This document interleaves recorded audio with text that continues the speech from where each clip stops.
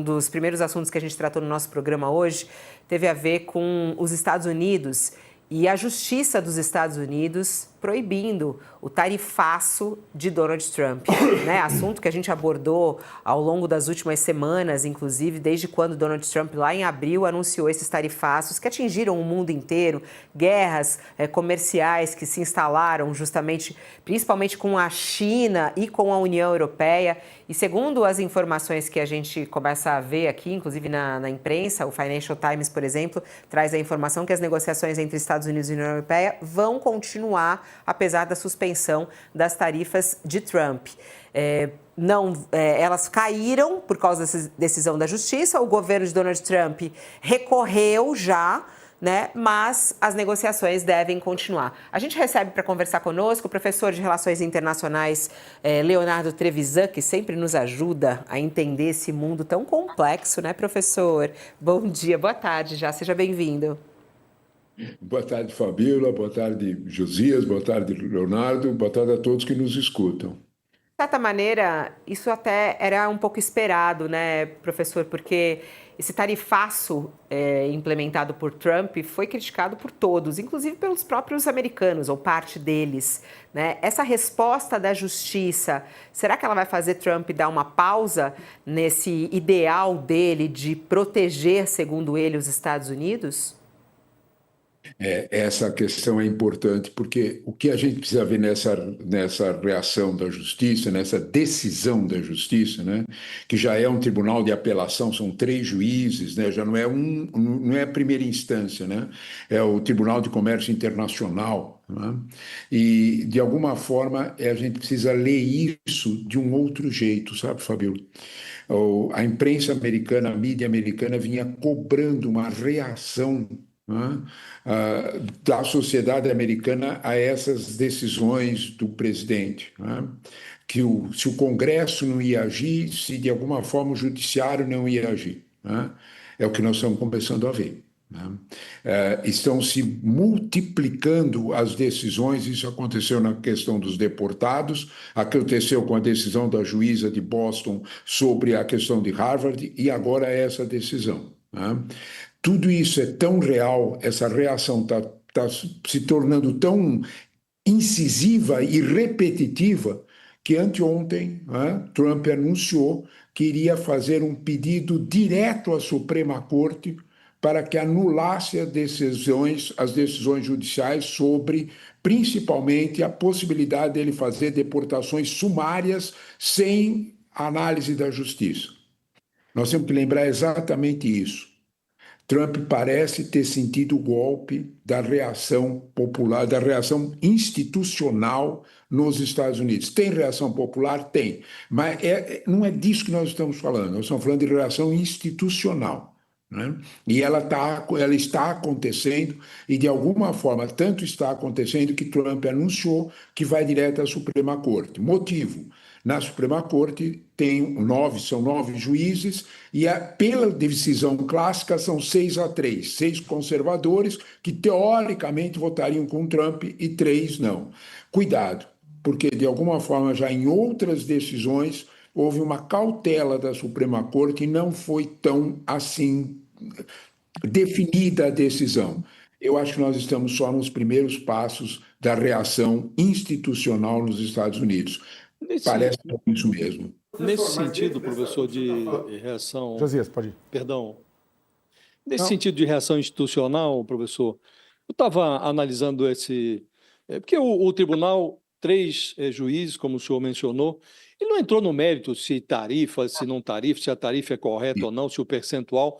Ele decidiu que o Trump não pode fazer, porque só poderia se houvesse um aval do Congresso. Só o Congresso pode impor essas tarifas. Eu estava analisando mais cedo, fui estudar esse assunto, e aí eu vi que na década de 70 o Congresso americano delegou em situações emergenciais poderes ao presidente para impor tarifas a importações. E o Trump fabricou uma emergência inexistente, né? Então, há uma discussão, como o senhor diz, institucional aqui, né? É uma discussão sobre a prevalência do Estado de Direito sobre uma política adotada de forma tirânica. Um déspota que decidiu da sua cabeça alguma coisa e o tribunal está dizendo, olha, isso não, nos Estados Unidos não é possível. É disso que nós estamos falando? Acha que esse caráter institucional pode levar a Suprema Corte, a despeito da maioria conservadora, a adotar um posicionamento contrário à Casa Branca? Esse ponto é essencial. Você lembrou muito bem, Josias, né, que a decisão desse tribunal de 3 juízes tomou exatamente esse ponto que você menciona. Não era. Se você lê a decisão, você vai ver exatamente o que você lembrou. Que os 3 juízes dizem não era um caráter emergencial. A situação que tem sobre tarifa, eles não julgaram o mérito. A situação que tem sobre esse processo é de décadas. Décadas temos essa relação internacional. Isso não é emergencial. Se por décadas existiu, não é agora que muda. O Congresso tem que ser ouvido. É exatamente isso. Não é aquele caráter emergencial. Não é uma decisão unilateral do Poder Executivo que muda esse perfil. É inconstitucional. O Congresso tem que ser ouvido. Esse ponto é essencial porque no Congresso essa posição vai ser referenciada. Vários setores americanos, nós sabemos todos que a profissão de lobista no Congresso americano é absolutamente ilegal. Vários setores estão altamente prejudicados por essas tarifas e eles vão fazer os seus deputados se mexerem.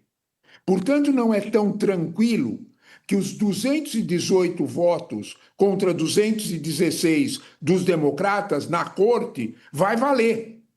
Cuidado, pode não valer não, porque de alguma forma setores muito pressionados, deputados muito pressionados pelos seus eleitores e por aqueles, vamos falar português, claro, por aqueles que financiam suas campanhas, os empresários que financiam suas campanhas. Espera aí, isso está prejudicando. Então não é líquido e certo. 2, que você lembrou, Trump já perdeu na Suprema Corte por 5-4. Esse ponto é essencial. Né? Exatamente sobre quais eram a totalidade dos seus poderes. Há limites. O que a Suprema Corte definiu foi que há limites para essa posição. Esse dado é fundamental para a gente entender. Trump já perdeu na Suprema Corte, 5-4. No voto principalmente do presidente da Corte, Joe Robertson, que de alguma forma disse, olha, eu não vou concordar com isso. Esse salto inconstitucional eu não vou dar. Eu sou conservador e tudo mais. Na verdade, talvez Trump conte com apenas 3 votos absolutamente concretos desses 6 ao seu lado. Os outros, talvez a gente tenha que pensar 2 vezes sobre ele. Professor, agora, dentro disso, né, dentro desse embate do Trump com a justiça, a gente sabe também que o Trump está fazendo uma guerra total, tá soltando, ao contrário do primeiro mandato dele, solta um monte de decisões, o que é pego, o que é filtrado pelas trincheiras da justiça, principalmente da primeira instância, é uma parte disso, é um pedaço disso. E aí você vai juntando decisões contrárias, né? Se fosse no Campeonato Brasileiro de Futebol, digamos que a administração Donald Trump é a administração do asterisco, né? Em que você tem ponto subjúdice. Né? Então você não sabe se a pessoa está ou não está conseguindo implementar a sua política, porque na prática está tudo subjúdice. A questão é, essa situação subjúdice, ela é uma situação que, se por um lado ela é ruim para o Trump, mas por outro lado ele está usando isso para jogar uma parte da população norte-americana contra o sistema judiciário, dizendo, olha, eles não estão deixando eu trabalhar. Estou querendo trabalhar, mas não estou deixando eu trabalhar. O senhor avalia que isso cola o suficiente para garantir que ele mantenha a maioria nas eleições de meio termo no ano que vem? Ou seja, o Trump vai continuar com a sua base engajada o suficiente para manter essa maioria na Câmara e no Senado com esse discurso de que ele está fazendo de tudo, mas a justiça comunista não deixa? Olha, esse ponto é essencial. Primeiro de tudo, Leonardo Sakamoto, o que você lembra, né, dele fazer uma enxurrada de decisões é Steve Bannon na cabeça com tudo. né? Do mesmo jeito que ele lida com a imprensa, do mesmo jeito que ele lida com a mídia. Faça 2, 3 anúncios bombásticos por dia, a mídia não vai conseguir acompanhar. Ele está fazendo a mesma coisa em relação ao judiciário. A mesma coisa. Né? São 2, 3, 4 anúncios diários em situações que se movem, e com os deportados, ele deporta, depois volta, tudo igual. Tá certo. Né? A tua pergunta é, por que que ele está fazendo isso? E eu temo que você tenha total razão. Né? Se você olhar bem, né, para que ele está mexendo, por exemplo, com as universidades americanas?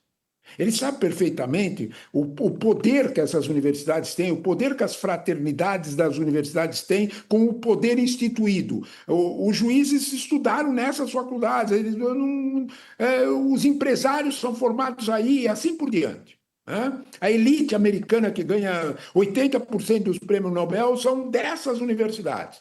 Aí você vai me fazer uma pergunta, então por que ele foi atacar aí? Aí é que está o ponto.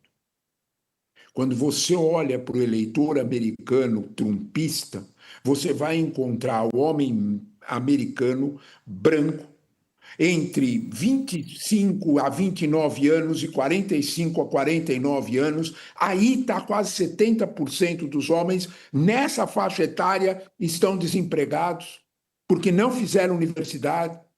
E guarda, Trump assula, mexe com os ódios, com o ressentimento e com a ideia de anti-intelectualismo que graça nesses meios. Não é diferente com o judiciário.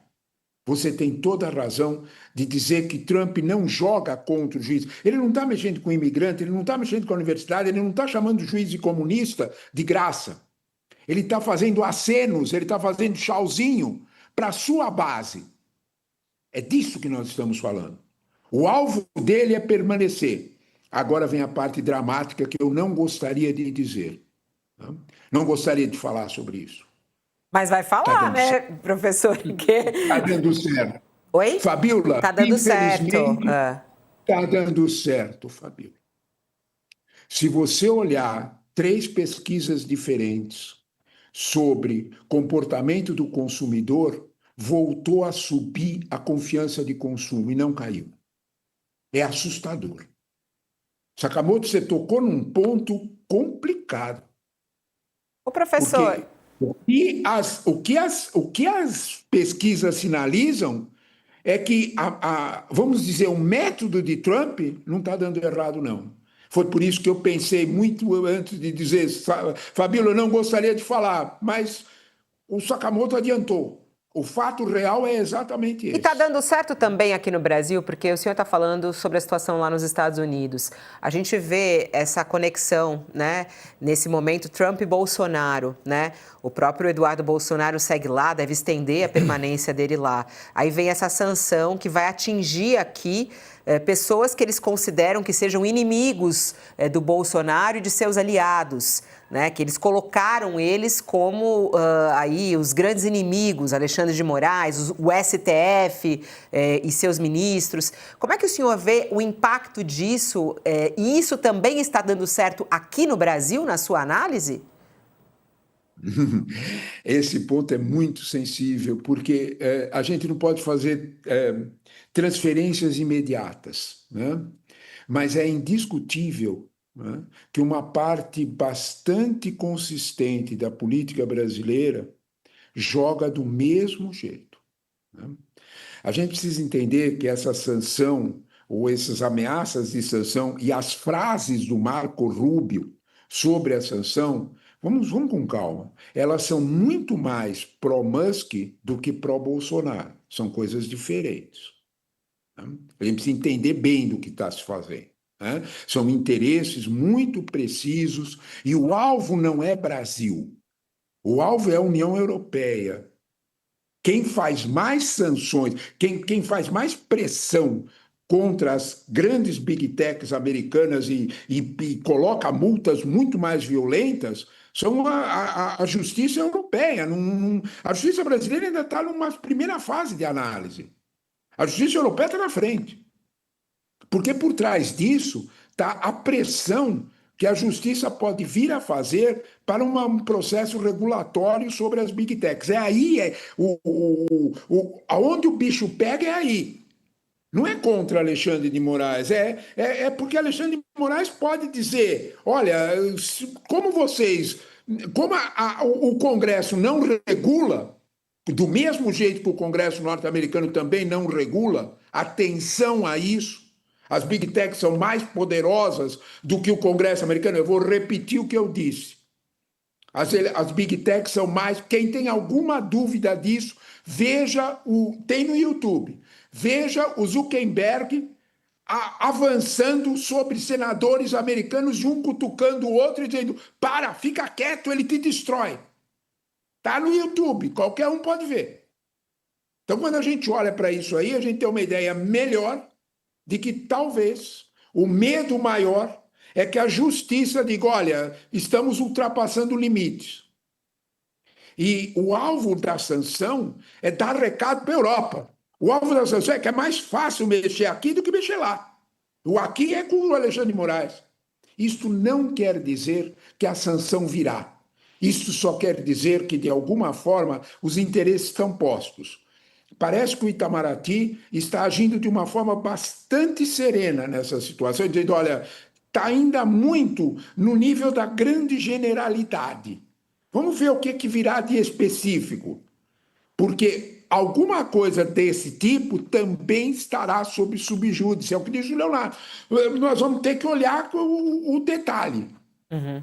Você tem que dizer, nós vamos olhar para o Brasil, mas de alguma forma o Brasil, nesse caso aí, está sendo menina de recado do que o fato real.